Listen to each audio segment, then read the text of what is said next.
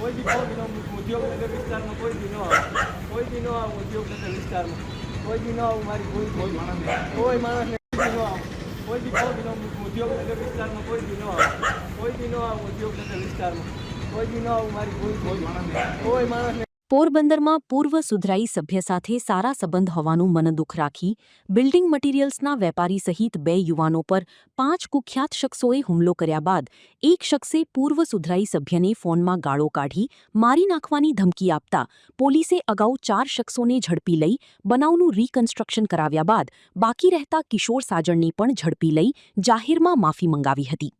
પોરબંદરના રાધેશ્યામ પાર્કમાં રહેતા અને આશાપુરા ચોક પાસે બિલ્ડિંગ મટીરીયલ્સનો વેપાર કરતા પ્રતાપ રાજસિંહ મોઢવાડિયાએ 10 દિવસ પૂર્વે પોલીસ ફરિયાદ નોંધાવી જણાવ્યું હતું કે તારીખ 17ના રાત્રે મિત્રો સાથે જમવા ગયા બાદ મિત્રની બેગ તેની દુકાને ભૂલી ગયો હોવાથી રાત્રે 12:15 વાગે બેગ લેવા દુકાને આવ્યા હતા.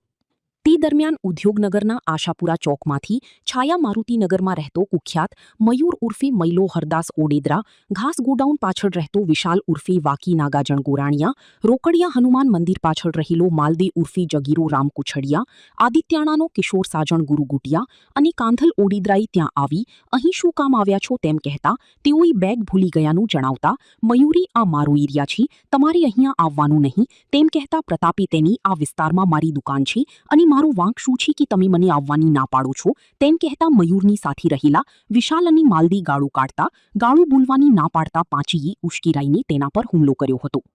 આથી મિત્ર નયન કેશવાલા વચ્ચે પડતા તેને પણ ધક્કા મારીને દૂર કરી જો હવે બીજી વાર આ વિસ્તારમાં દેખાયા તો બેની મારી નાખીશ તેવી ધમકી આપીને જતા રહ્યા હતા.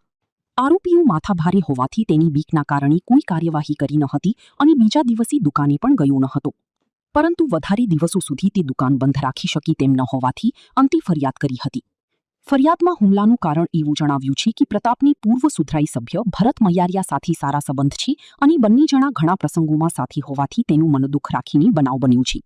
પોલીસે રાયોટિંગ સહિતની કલમ વડે ગુન્હો નોંધ્યો હતો. હુમલો કરનાર 5 શખ્સો પૈકી મયુરે પૂર્વ સુધરાઈ સભ્ય ભરત ઉર્ફે ભલુ મૈયારિયાને ફોન કરીને ધમકી આપતા તેની સામે ભરતે પણ ફરિયાદ નોંધાવી હતી અને ગમે ત્યારે તેના પર હુમલો કરી શકે છે તેવું ભય પણ દર્શાવતા પોલીસે તે અંગે પણ ગુન્હો નોંધ્યો હતો. ત્યારબાદ કિશોર સિવાયના 4 શખ્સોને ગણતરીની કલાકોમાં ઝડપી લીધા હતા અને બનાવના સ્થળે લઈ જઈ સમગ્ર ઘટનાનું રીકન્સ્ટ્રક્શન કરાવ્યું હતું. 4 શખ્સો પાસે પોલીસે જાહેરમાં માફી પણ મંગાવી હતી.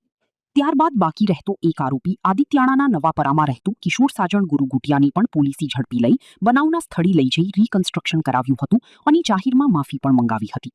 તે સમયે લોકોના ટોળા એકત્ર થયા હતા. નિપુલ પોપટ, પોરબંદર ટાઈમ્સ.